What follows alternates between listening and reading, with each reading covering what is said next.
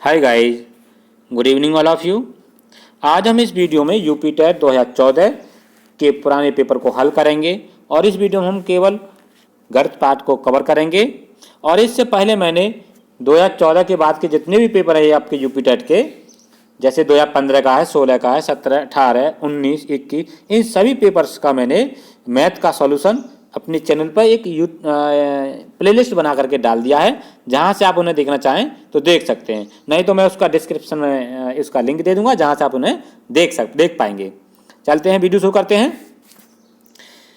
पहला प्रश्न आपके सामने, किन्हीं दो परिमेय संख्याओं के बीच कितनी परिमेय संख्या होती है? कोई नहीं, एक या अनंत या एक परिमेय या इसमें से परिमेय संख्या कोई नहीं है ना।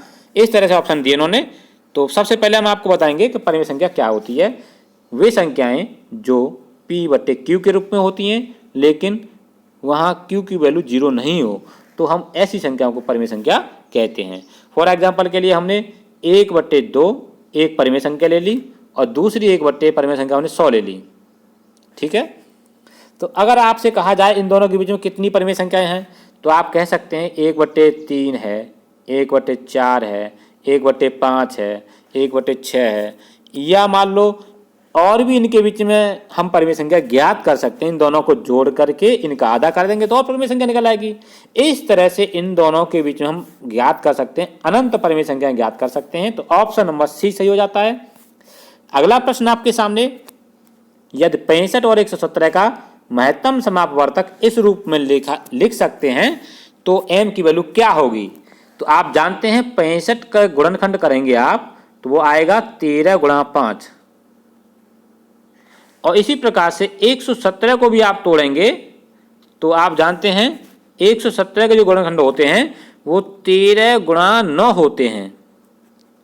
तो आप जान रहे हैं कि इन दोनों में जो उभयनिष्ठ गुणनखंड है वो 13 है। 13 को ही हम महत्तम समापवर्तक बोलते हैं, जो कि इस रूप में लिखा जाता है। तो आप लिख सकते हैं इसे 65m - 117। ये माइनस का है और इधर जब लाएंगे तो ये प्लस का हो जाएगा, तो प्लस हो जाएगा तो इसमें 13 में जुड़ जाएगा। जब 117 में 13 को जोड़ेंगे तो 130 हो जाएगा, ये आप जानते हैं। और बचा इधर 65m। अब 65m का मतलब है 65 से 130 को काटेंगे तो 2 बार कटेगा, तो m की वैल्यू यहाँ कितनी आ जाएगी? 2 आ जाएगी। तो आप बता सकते हैं कि m की वैल्यू 2 है। ऑप्शन नंबर बी सही हो जाता है। अगला प्रश्न है आपके सामने, एक परिमेय संख्या 5/19 व इसके योज्य प्रतिलोम।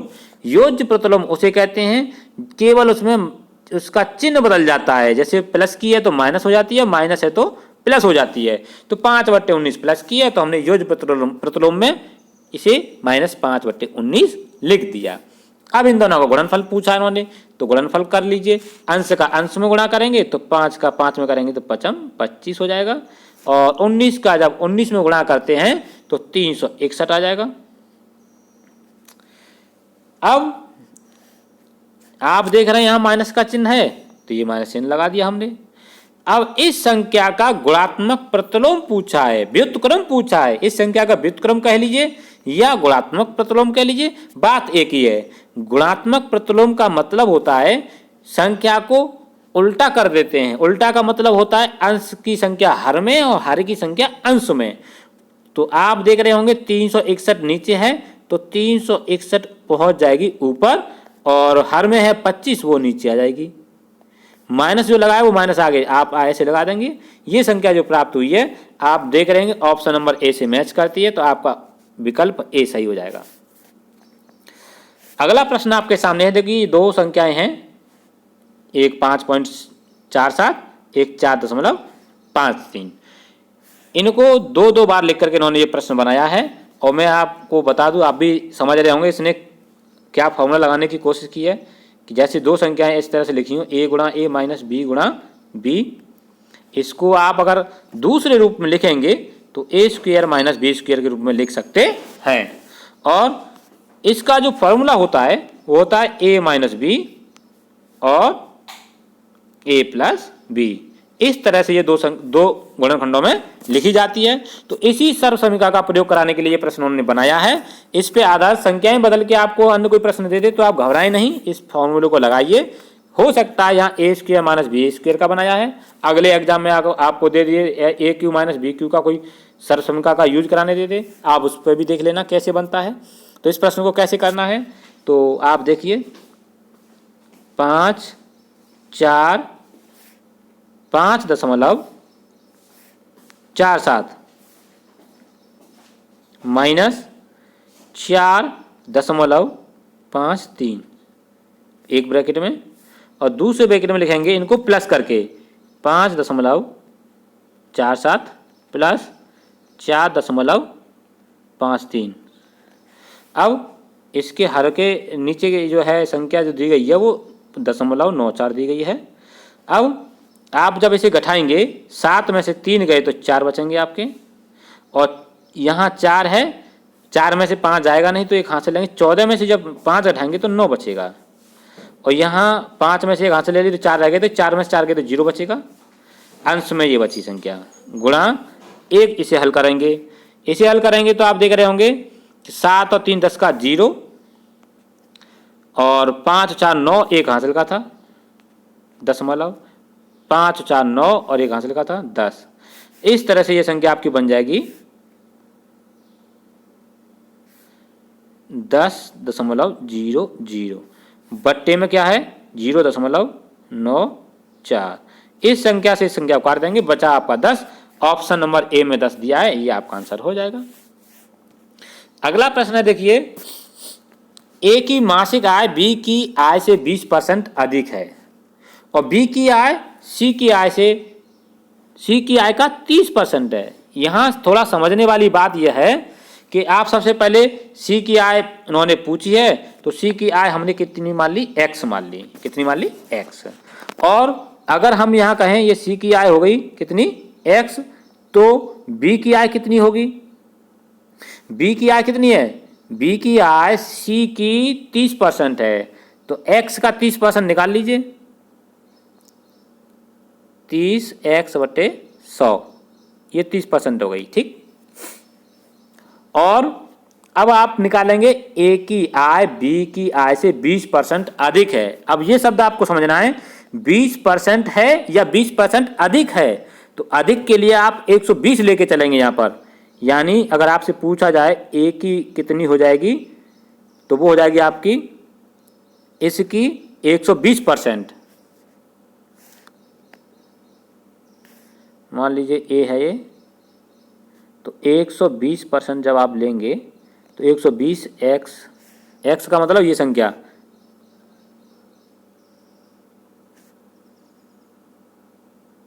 आप समझ गए होंगे, 30x/100 का 120% निकालेंगे तो 120 और 100 नीचे। अब देख रहे होंगे 2 जीरो से आप 2 जीरो इस तरह से काट सकते हैं, और 12 का गुणा 3 में करेंगे तो कितना है, 12 36, 36x/100 हो जाएगी। ये कितनी हो जाएगी, 36x/100। आप तीनों को जोड़ देंगे, तीनों को एक, यानी कि जो ए की वैल्यू आई है वो आई आपकी 36x/100 प्लस बी की जो वैल्यू आई थी वो 30x/100 और प्लस सी की वैल्यू कितनी है, x मानी थी हमने। तीनों को जोड़ देंगे तो संख्या आपकी आती है 74,700। अब इस समीकरण को जब आप हल करेंगे जब, तो 100 का मल्टीप्लाई पूरे में कर दीजिए पहले, तो ये बनेगा आपका, देखिए x में 100 का करेंगे तो 100 हो जाएगा, और यहाँ 100 दोनों जगह से कट जाएगा, तो 36 और 30 66 और 100, ये हो जाएगा आपका 166x, 166x बराबर, इधर जो संख्या दी गई है 74,700, इसके आगे 2 जीरो लगा देंगे क्योंकि 100 का मल्टीप्लाई करना हमें। अब इसमें आप देख रहे होंगे जब 166 का भाग करेंगे इसमें, तो ये आपका आ जाएगा 45। कितना आ जाएगा, 45 और 3 जीरो यानी 45,000 आएगा। ये इसे जब आप डिवाइड कर लेंगे अपने आप से तो ये आएगा 45,000। यही पूछा उन्होंने, तो ऑप्शन नंबर बी सही हो जाएगा इसमें। अगला प्रश्न आपके सामने, यदि झील की लंबाई चौड़ाई दे रखी है आपको और उसमें 1200 घन मीटर पानी है तो झील की गहराई कितनी होगी। घन मीटर में ही दे रखा है और देखो ये मीटर में माप दी गई है तो इसमें कोई परेशानी की बात नहीं है। और ये जो है लंबाई चौड़ाई दे रखी है, ऊंचाई पूछी है तो ये घनाभ की आकृति हो गई। और घनाभ का जो आयतन होता है वो लंबाई गुणा चौड़ाई गुणा ऊंचाई होता है और जो कि इन्होंने दिया है 1200। लंबाई की इन्होंने वैल्यू दे रखी है 40 और चौड़ाई दे रखी है इन्होंने 10, ऊंचाई पूछी उन्होंने। तो आप इसमें मान लगा के हल करके बता सकते हैं कि इसकी ऊंचाई कितनी है। ये 2 जीरो से 2 जीरो काट दिए और 4 का भाग करेंगे 12 में तो जाएगा 3 बार। तो आपका जो आंसर आ जाएगा वो 3 आ जाएगा। ऑप्शन नंबर सी सही हो जाएगा। अगला प्रश्न है आपके सामने, एक ABCD एक समचतुर्भुज है और समचतुर्भुज के बारे में आपको बताऊं। जैसा कि आप देख पा रहे होंगे ABCD एक समचतुर्भुज है। समचतुर्भुज की चारों भुजाएं समान होती हैं, ये चारों भुजाएं आपस में बराबर होंगी इसमें। और इसकी एक खासियत और होती है कि जब इसकी विकर्ण को मिलाया जाता है तो विकर्ण आपस में एक दूसरे को काटेंगे तो लंब समेत विभाजित करते हैं। लंब समेत विभाजित का मतलब होता है कि एक दूसरे को बराबर बराबर में काटेंगे, ये दोनों भुजाएं आपस में बराबर होंगी। और यहाँ जो कोण होगा ये 90 अंश का होगा। कितने अंश का होगा? ये जो कोण होगा इधर 90 अंश का, ये भी 90 अंश का, ये भी 90 अंश का। ये कोण 90 अंश पे समेत विभाजित करते हैं। तो अब आप समझिए कि एक जो आपका बना त्रिभुज में त्रिभुज AOB, हम इस त्रिभुज में विचार करेंगे। किस त्रिभुज में? AOB, इस त्रिभुज में हम विचार करेंगे। इसमें ये 90 अंश का है तो इसके सामने की भुजा जो होगी AB कर्ण कहलाएगी। क्या कहलाएगी? कर्ण। तो कर्ण का वर्ग यानी AB का वर्ग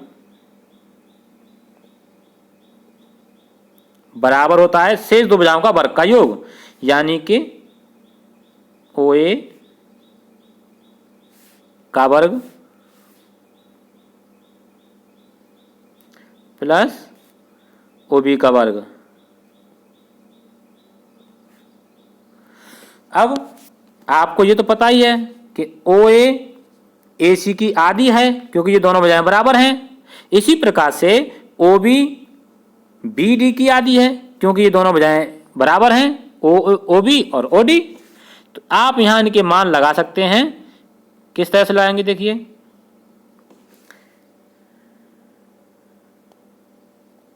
AB का वर्ग बराबर OA की जगह पर अब AC लगा दें तो इसका आधा कर देंगे, बात वही मानी जाएगी आपकी। OA में लिख लो चाहे AC का आधा लिख लो, बात वही है। इसी प्रकार से BD का आधा OB है तो आप इसे भी इसी तरह से लिख सकते हैं BD बट्टे 2 का होल स्क्वायर। अब यहाँ समझ रहे होंगे आप, इसे जब बाहर निकालेंगे ब्रैकेट से 2 को तो वर्ग के रूप में निकलेगा 4 और एलसीएम लेकर के 4 को हम ले आएंगे लेफ्ट हैंड में तो आपकी जो संख्या बन जाएगी वो बनेगी 4AB का होल स्क्वायर बराबर AC का स्क्वायर प्लस BD का स्क्वायर। तो आप इसमें देख लीजिए 4AB स्क्वायर किस में है? ऑप्शन नंबर सी में है। तो आपका ऑप्शन नंबर सी सही हो जाएगा। यहां पर चलते हैं अगले प्रश्न की ओर। अगला प्रश्न आपके सामने दिया गया है x और y के मान ज्ञात कीजिए। सबसे पहले आप बताइए, ये जो है 2 रेखाएं हैं ऐसे, ये 80 अंश का है तो ये शीर्षाभिमुख कोण कितने अंश का होगा? ये 80 अंश का ही होगा क्योंकि ये दोनों बराबर होते हैं। तो y की वैल्यू यहां से निकल आई 80। अगर किसी को इससे आगे नहीं आता है तो आप केवल समझ सकते हैं A और D में से होगा, ये 2 तो गलत हो जाएंगे।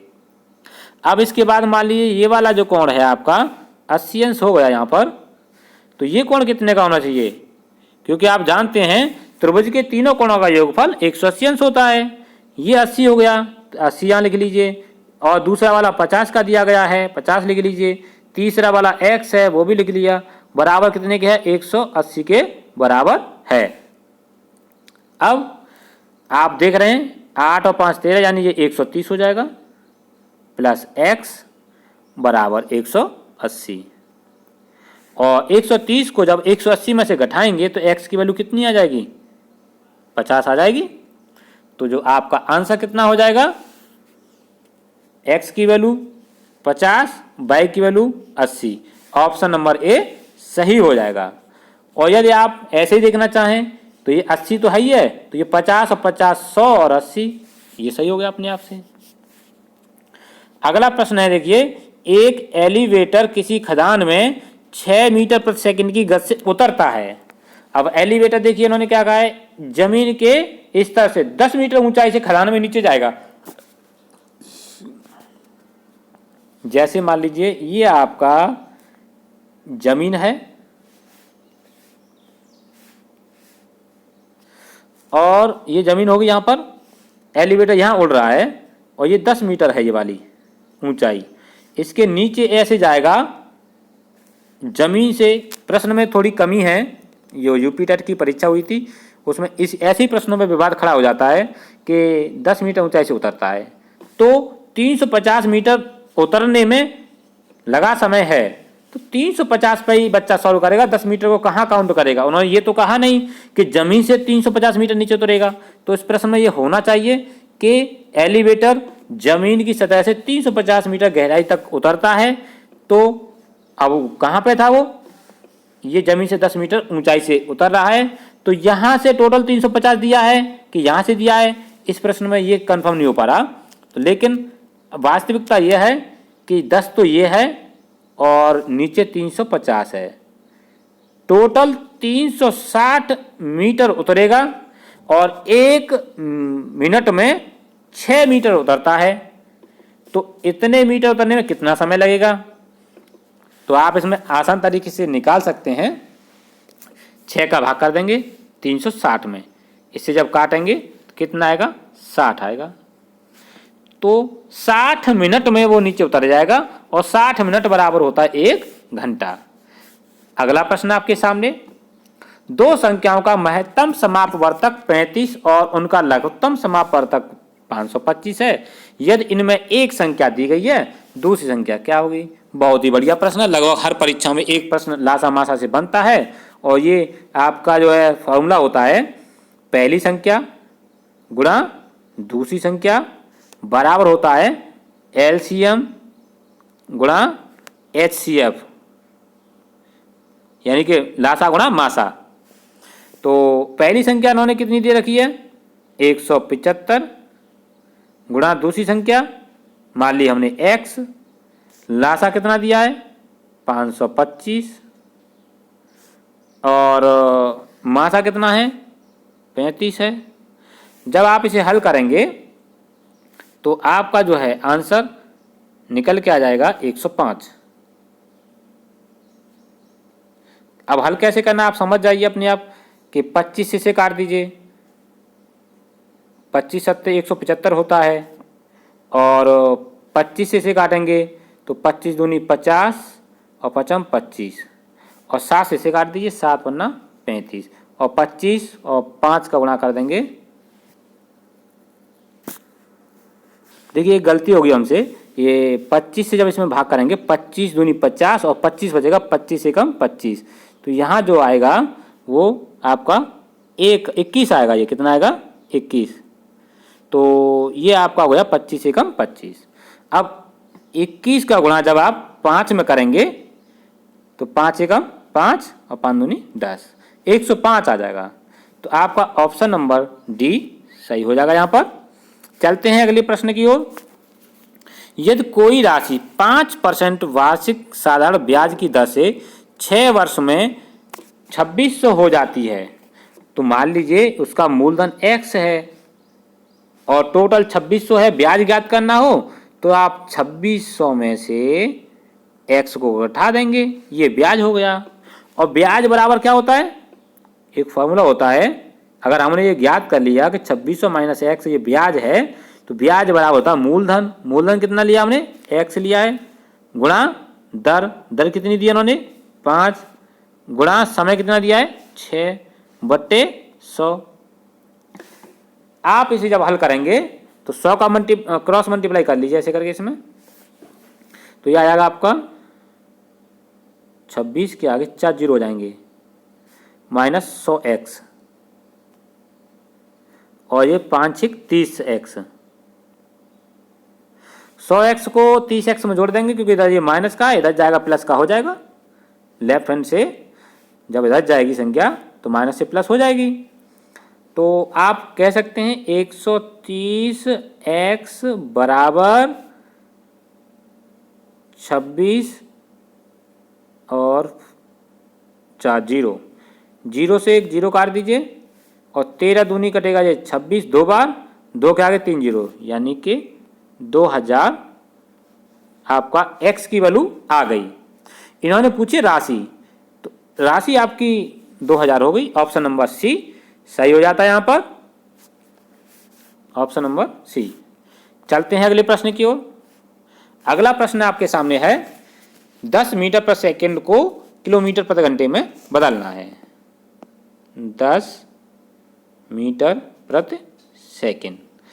अगर आपको मैं एक ट्रिक के रूप में बता दूं कि जब ऐसे लिखा हो इसे हटाना है, तो आप जानते हैं बट्टे में क्या है, सेकंड है। अंग्रेजी में मैंने इसलिए लिखा है एस, वैसे मैं इसी भाषा में लिख सकता था, लेकिन आपको कहीं कहीं कन्फ्यूजन हो जाती है कि हमें 5/18 का मल्टीप्लाई करना है या 18/5 का। तो जो है ये समझो 5, तो ये यूँ क्यों रहेगा, नीचे ऊपर 18 लिख लीजिए, यानी कि 18/5 का गुणा कर देंगे तो ये किलोमीटर प्रति घंटा बन जाता है। तो ये आप याद रखिए, मीटर प्रति सेकंड से किलोमीटर प्रति घंटा बनाएंगे तो 18/5 का मल्टीप्लाई करेंगे, तो इसका इसमें भाग कर देंगे, 2 बार जाएगा, और 18 का 2 में गुणा करेंगे, 18 दूनी 36। तो आप देख रहे होंगे इसमें ऑप्शन नंबर डी सही हो जाएगा। अगला प्रश्न आपके सामने दिया गया है चित्र में, ये कोण 70 का है और ये वाला 60 का, ये 70 ये 60, और ई बी सी का मध्य बिंदु है, एफ ए बी का मध्य बिंदु है। तो आप यहाँ एक चीज समझ लीजिए कि जब किसी त्रिभुज की भुजाओं के मध्य बिंदुओं को मिलाने पर जो रेखा बनती है वो अन्य तीसरी भुजा की समांतर होती है। ये दोनों भुजाएं समांतर हो जाएंगी। एक प्रमेय है कि कोई एक त्रिभुज है, इसका मध्य बिंदु मान लीजिए यहाँ पर है और इस वाली का मध्य बिंदु यहाँ पर है। इन दोनों को अगर हम ऐसे मिला दें तो ये भुजा और ये भुजा समांतर होती हैं, और जब ये दोनों भुजाएं समांतर हैं तो ये कोण 60 का है, तो ई पे भी जो 60 का अंश बनेगा, यानी कि कोण एफ ई बी, ये वाला जो कोण बनेगा वो आपका 60 अंश का ही बनेगा, जो कि ऑप्शन नंबर बी में दिया गया है। तो ऑप्शन नंबर बी यहाँ पर सही हो जाएगा। बहुत ही सिंपल सा प्रश्न है, लेकिन आप घुमाने के लिए आपको इतना लंबा बना दिया उन्होंने। घात का घात में गुणा करते हैं ये तो आप जानते होंगे। तो जब आप इन दोनों गुणा करेंगे तो 1 आ जाएगा, और इन दोनों गुणा करेंगे तो 1 आ जाएगा, फिर 1 का 1 में गुणा कर देंगे तो कितना आएगा, 1 आएगा, यानी -2 की घात आप ओवरऑल 1 बन गई। माइनस माइनस प्लस और ये माइनस माइनस प्लस, टोटल घात 1 रह जाएगी। और एक घात किसी की हो वो संख्या स्वयं ही उसका मान होती है जो जिसकी घात लगी होती है। तो ये आपका आंसर नंबर ऑप्शन ए सही हो जाता है इसमें। चलते हैं अगले प्रश्न की ओर।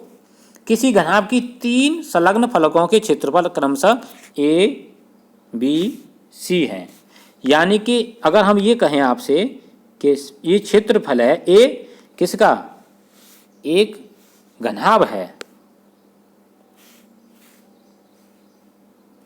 मान लीजिए इस तरह से कोई घनाभ आपको दिया गया है, इसमें मान लीजिए ये तो आपकी L है, ये B है और ये H है। ये वाली जो भुजा H हो गई, ये भुजा L हो गई, ये भुजा B हो गई। तो अब यहाँ आपको मुझे एक चीज़ बतानी है कि संलग्न फलक क्या होते हैं। मान लीजिए हमने एक कोना ये वाला ले लिया, चलो इसे न ले करके, चलो इसी को ले लो, चाहे मान लीजिए हमने इसी से ट्राई करते हैं। ये लंबाई और चौड़ाई गुणा कर देंगे तो ये सरफेस का क्षेत्रफल निकल आएगा, ये जो है सरफेस आपकी, ठीक, LB। और दूसरी जो सरफेस बनेगी B गुणा H, ये वाली सरफेस निकल आएगी, ये वाली। आप समझिए डायग्राम में 2 सरफेस हो गई। अब तीसरी सरफेस जो आप देख रहे होंगे ये वाली जो है, इसका क्षेत्रफल बनेगा क्या, समझ लीजिए। ये H और ये L, HL, इससे ये वाला क्षेत्रफल निकलेगा, ये जो आपका आयताकार है। तो आपके 3 सरफेस बनी है, उन्होंने तीनों दी हैं। तो आप यहाँ पर लिख सकते हैं कि A बराबर, अगर आपने LB ले लिया तो B बराबर आपका हो जाएगा BH, और C बराबर ले लेंगे तो HL। या आप यहाँ देख रहे हैं ना, ये B यहाँ पे भी है, B यहाँ पे भी, कंफ्यूज होने की दिक्कत नहीं है। अगर हम मान लें कि A बराबर LB, कैपिटल ले लेते हैं जिससे कोई दिक्कत ना आए, B बराबर BH और C बराबर HL।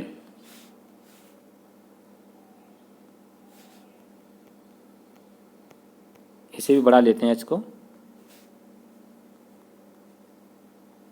अब आप देख रहे होंगे कि इन तीनों का मल्टीप्लाई कर देंगे तो क्या मिलेगा, A B C, इधर B 2 बार, H 2 बार, L 2 बार, ये स्क्वायर बन जाएगा L B H का होल स्क्वायर। LBH क्या होता है, घनाभ का आयतन। ये स्क्वायर लगाए, इसका वर्गमूल ले लेंगे, यहाँ से इसे हटाएंगे तो ये अंडर लग जाएगा। तो आप समझ गए होंगे कि जो आंसर आएगा आपका, जो इसका आयतन होगा वो अंडर के अंदर ABC होगा। ऑप्शन नंबर C सही हो जाएगा। यहाँ पर चलते हैं अगले प्रश्न की ओर। यदि एक संख्या आपको एक दे रखी है, 6 से पूर्णतः विभाजित है, तो A का मान क्या हो सकता है। तो आप एक बात मान के चलिए कि 5 और 9 तो आप कभी ज़िंदगी में इसे रखेंगे नहीं, क्योंकि इसमें 6 में 2 का भी छुपा हुआ है, और 2 का भाग वहाँ जाता है जहाँ सम अंक हो लास्ट में। तो आप इन दोनों को तो नहीं रखेंगे, ठीक है। अब इन दोनों में से कोई अगर अननोन है, जानकारी नहीं है पूरी, तो इन दोनों में से कोई तुक्का लगाएगा तो हो सकता है उसका 50% चांस रहेंगे सही होने के। लेकिन आप पूरी तरह से आप देख लीजिए कि एक नियम होता है 3 के लिए, तो उसके योगफल में 3 का भाग चला जाए, या फिर आप पूरे में 6 का भाग देंगे, ऐसे कर लीजिए। तो हम पहले योगफल कर लेते हैं। 6 और 2 होता है 8, 8 और 5 13, 13 3 16, 16 और 2 18, 18 और 9 होता है 27, 18 और 9 27, और 1 28, 28 और 5 कितना होता है 33। अब 33 में कितने जोड़ दिए जाएं जिससे कि उसमें 3 का भाग चला जाए।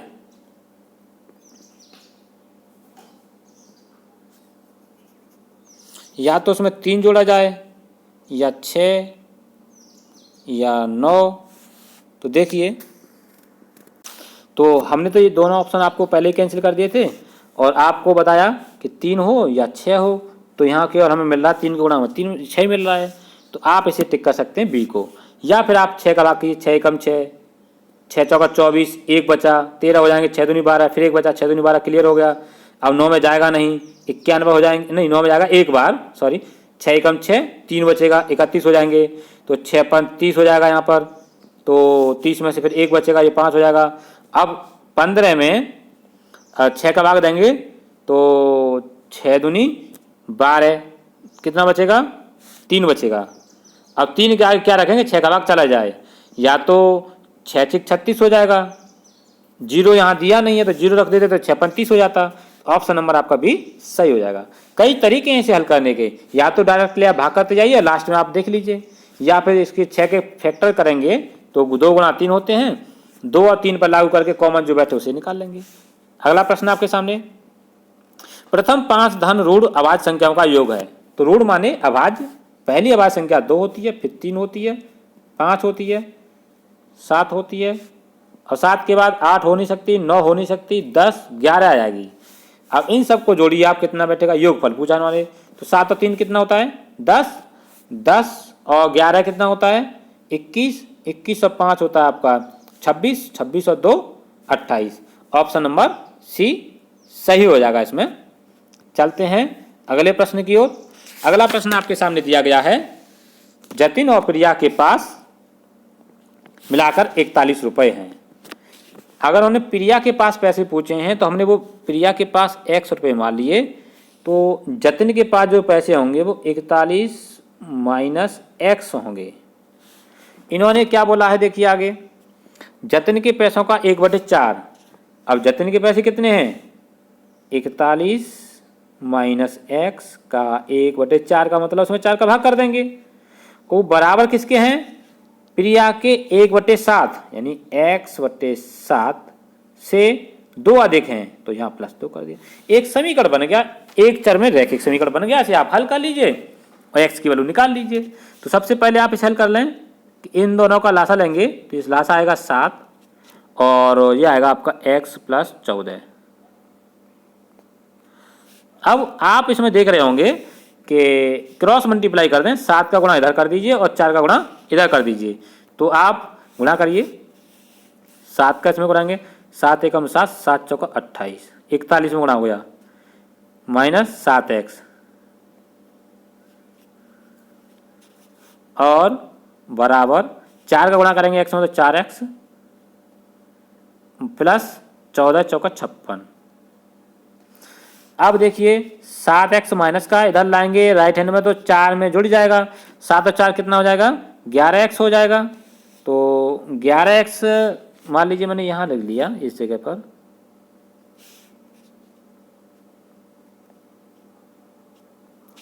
बराबर 287 में से 56 घटाएंगे तो 7 में से 6 घटाएंगे तो कितना बचेगा 1, और 8 में से 5 गए तो कितने बचेंगे 3 और 2 यों की। तो अब 11 का भाग जब 231 में करेंगे तो 21 बार जाएगा, कितनी बार जाएगा 21 बार। आंसर आपका सी ऑप्शन सही हो जाएगा। यदि एक वृत्त की परिधि 44 सेमी है, 44 सेमी क्या है, वृत्त की परिधि, वृत्त की परिधि होती है 2πr। अगर इसे 2πr को हम लिख दें, पाई की वैल्यू अगर 22/7 लगा दें और यहाँ आपका जो है r यों की तो रखें तो 22 दूनी 44 से 44 एक बार कटेगा और 7 का 10 मल्टीप्लाई कर देंगे तो r की वैल्यू कितनी आ जाएगी, 7 आ जाएगी। तो 7 तो आपकी वैल्यू निकल आई r की। इन्होंने क्या पूछा है, वृत्त का क्षेत्रफल, और क्षेत्रफल होता है πr²। तो पाई की वैल्यू आप लगाइए 22/7 और r² का मतलब है 7 को 2 बार लिख दीजिए, एक साथ से एक साथ कट जाएगा, 7 दूनी 14 के 4, 7 दूनी 14, 1 15, 154 जिसमें होगा वो सही हो जाएगा। 2 अंकों वाली संख्या के दोनों अंकों का योग 7 है। तो ये तो चारों ऑप्शन में मिल जाएगा, दोनों अंकों का 7 है, इससे तो हमें आंसर मिलेगा नहीं, शॉर्ट ट्रिक से देखना चाहें तो। और 27 जोड़ने पर संख्या के क्रम उलट जाते हैं, यानी अंक उलट जाते हैं। 27 25 में जोड़िए कितना बढ़ता है आपका, देखिए 7 और 5 12, यहाँ से 1 2 2 4 1 5, देखिए 25 का उल्टा 52 हो गया। आपका तुक्का लग गया पहले ऑप्शन में ही, आप अन को ट्राई ना करें, वही सही हो जाएगा। किसी एक दिए गए आंकड़े के लिए बारंबारता कितना है 5 को टैली चिन्ह में बताइए। अगर बारंबारता 1 होती है तो ऐसे लिखा जाता है, 2 होती है तो ऐसे, 3 है तो ऐसे, 4 है तो ऐसे, 5 है तो उसे क्रॉस कर देते हैं ऐसे करके। लेकिन यहाँ ऐसे नहीं दिया है, तिरछा दिया है इस तरह से, देखिए। तो आप इसे सही करेंगे बी वाले ऑप्शन को, ठीक। ये है नहीं, ये भी नहीं है ना, ये है, ऑप्शन में भी सही हो जाएगा। 2 असहभाज्य संख्याओं का महत्तम समावर्तक होगा। अरे 2 असहभाज्य का मतलब होता है कि उन दोनों संख्याओं में कोई भी कॉमन फैक्टर नहीं है, जैसे 3 है और 7 है, कोई भी उभयनिष्ठ गुणनखंड नहीं है, तो इसका महासा जो होगा महत्तम समावर्तक 1 होगा। में 7 के स्थानीय मानों का अंतर, इस वाले 7 का स्थानीय मान निकालेंगे तो 700.000, और इस वाले का निकालेंगे तो 0.070। अब इनका अंतर निकाल लीजिए। जब अंतर निकालेंगे तो आपका देखिए यहाँ 0 रहेगा, 10 में 7 गए तो 3 रहेगा, यहाँ 9 का 9 बचेगा, यहाँ भी 9 रह जाएगा, यहाँ भी 9 रह जाएगा, यहाँ 6 रहेगा। तो देख लीजिए ऑप्शन नंबर आपका डी से मैच करता है। बहुत सिंपल प्रश्न है स्थानीय मान निकालने के लिए। भिन्नों का योग पढ़ाते समय शिक्षक को नीचे दी हुई एक त्रुटि ज्ञात हुई, इसका जो है लासा लेना वो समझ नहीं पाए कैसे लासा लिया जाता है, तभी तो उन्होंने जोड़ के लिख दिया 2 और 3 5।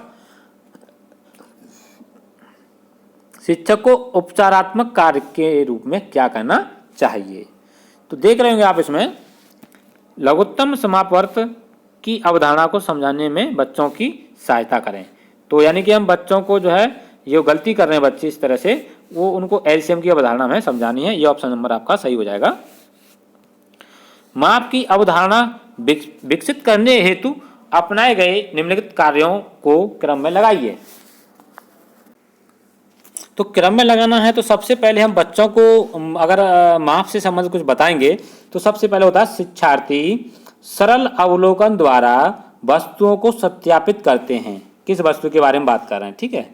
उसके बाद अगला जो होता है कि शिक्षार्थी लंबाई मापने के लिए अमानक, जिसका कोई मानक नहीं होता है, इकाइयों का प्रयोग करते हुए उसे यूज करते हैं, अमानक इकाइयों का प्रयोग करते हैं। उसके बाद अमानक के बाद हम फिर क्या कहते हैं, एक मानक इकाइयों में प्रयोग करेंगे। यानी कि आपका पहले आया 3, फिर आया 2, फिर आया 1 और लास्ट में चौथा आएगा शिक्षार्थी मीटरी इकाइयों के बीच के संबंधों को समझें। जो मीटरी इकाइयां हैं उनके बीच में क्या रिलेशन होता है वो सबसे लास्ट में आता है। तो ये आ गया 4 बाद में, ये वाला ऑप्शन नंबर डी सही हो जाएगा यहाँ पर। अगला प्रश्न आपके सामने दिया गया है, एक अच्छा गणितज्ञ होने के लिए जरूरी है। क्या जरूरी है? देखिए, सवालों के उत्तर देने की तकनीकी में निपुणता, उत्तर देने से ही आपका जो है एक अच्छे टीचर नहीं माने जाएंगे। अधिकतर सूत्रों को याद करना, ये भी एक कोई अच्छा फैक्ट नहीं है कि आप केवल फॉर्मूले याद कर दें तो आप अच्छे टीचर हो जाएंगे। बहुत जल्दी सवालों को हल करना, ये भी एक शिक्षक के लिए सही नहीं है।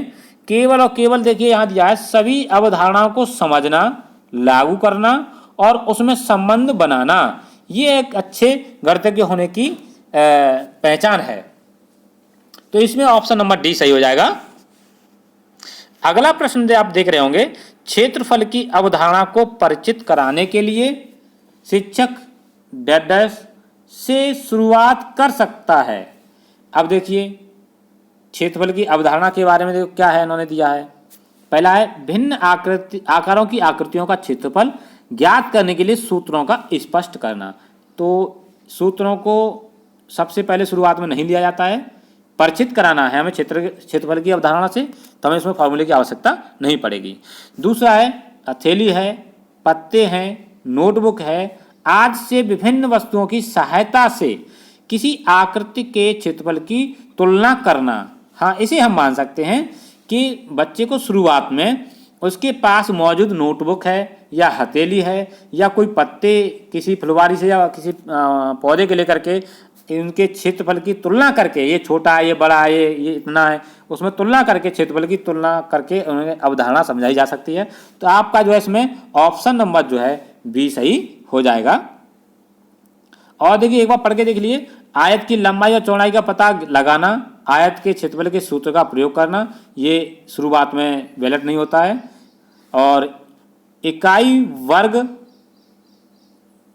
गणना की सहायता से, इसे भी ये भी ठीक नहीं है। तो आपका केवल ऑप्शन नंबर बी सही हो जाता है यहाँ पर। EF एक वृत्त की जीवा है। तो मान लीजिए आपको ये वृत्त दिया गया है, इसमें एक जीवा दी गई है आपको, ये मान लीजिए EF एक जीवा है और इसकी लंबाई 10 है। मान लीजिए ये पूरी लंबाई कितनी है इसकी, 10 है गई, 10 है ये। और वृत्त के त्रिज्या दी इन्होंने 13। अगर मान लीजिए वृत्त का केंद्र यहाँ पे है तो ये जो त्रिज्या है यहाँ से लेकर यहाँ तक की वो आपकी 13 हो गई है। कितनी हो गई, 13। और केंद्र से जीवा पे डाले गए लंब की माप ज्ञात करनी है हमको। ये लंब की माप यहाँ से इस पर लंब जो डालेंगे वो कितना होगा, आप जानते हैं ये पूरा यहाँ से यहाँ तक कितना है, 10 है। तो लंब जो है इसको समविभाजित करता है 2 भागों में और 90 अंश का कोण भी बनाता है। तो ये समकोण त्रिभुज बन गया आपका O E और ये मध्य बिंदु M मान लिया हमने। तो त्रिभुज O E M एक समकोण त्रिभुज है। इसमें पाइथागोरस प्रमेय लगाएंगे तो कर्ण है इसमें 13, 13 का वर्ग बराबर आधार 5 है तो 5 का वर्ग प्लस लंब है आपका कितना, इसमें OM है, OM का वर्ग। जब इसे आप हल कर लेंगे तो OM का जो होल स्क्वायर है वो निकलेगा। 13 का वर्ग होता है कितना, 169 होता है, 5 का वर्ग उधर जाके माइनस हो जाएगा तो 25 हो जाएगा। ये 169 में से 25 घटा दीजिए, आप कितने बचेंगे? तो आपका बचेगा 144। 144 का वर्गमूल लेंगे कि ये OM का होल स्क्वायर तो है, स्क्वायर को उठाएंगे तो इधर वर्गमूल का चिन्ह आएगा। तो 144 का जब वर्गमूल लेंगे तो 12 आ जाएगा और ये आपका ऑप्शन नंबर ए सही हो जाएगा। अगला प्रश्न है आपका 119, यदि किसी वर्ग के विकर्ण को 2 गुना कर दिया जाए तो उसका क्षेत्रफल कितना होगा? तो आप सिंपली जानते हैं वर्ग का जो क्षेत्रफल होता है वो बराबर किसके होता है? वो होता है विकर्ण का वर्ग बट्टे 2, ये होता है। तो अगर आप d को दुगुना कर देंगे तो क्षेत्रफल कितना हो जाएगा? 4 गुना हो जाएगा, क्योंकि d पर डिपेंड कर रहा है ना, d के स्क्वायर पर डिपेंड कर रहा है। तो d को अगर डबल कर देंगे 2d कर देंगे तो इसका स्क्वायर करेंगे तो कितना हो जाएगा? 4d हो जाएगा, 4d स्क्वायर। क्षेत्रफल 4 गुना हो जाएगा, सिंपल सी बात। और बट्टे का 2 योग्य तो लगा रहेगा, वो इससे हमें कोई मतलब नहीं है, d स्क्वायर अपॉन 2 रहेगा योग्य, तो 4 गुना हो जाएगा। ऑप्शन नंबर देखिए इसमें कौन सा सही है? दिए गए वर्ग के क्षेत्रफल का 4 गुना हो जाएगा, ऑप्शन नंबर ए हो गया।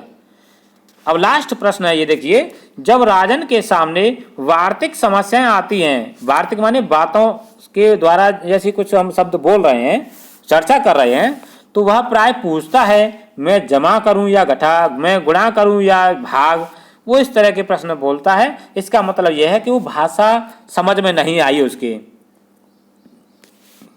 तो इसमें आप देख रहे होंगे राजन को भाषा समझने में कठिनाई हो रही है, इसलिए वो पूछता है कि मैं क्या करूं। तो ये था आपका यूपी टेट 2014 का मैथ का पेपर।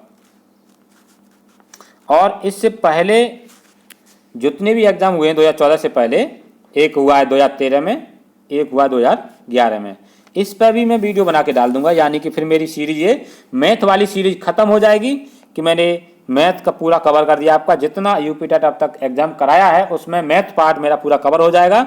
उसके बाद मैं शुरू करूंगा किसी अन्य टॉपिक को लेकर के, जिसके मैं आपको पूरे पेपर सॉल्व कराऊंगा धीमे धीमे। ये श्रृंखला मेरी जारी रहेगी।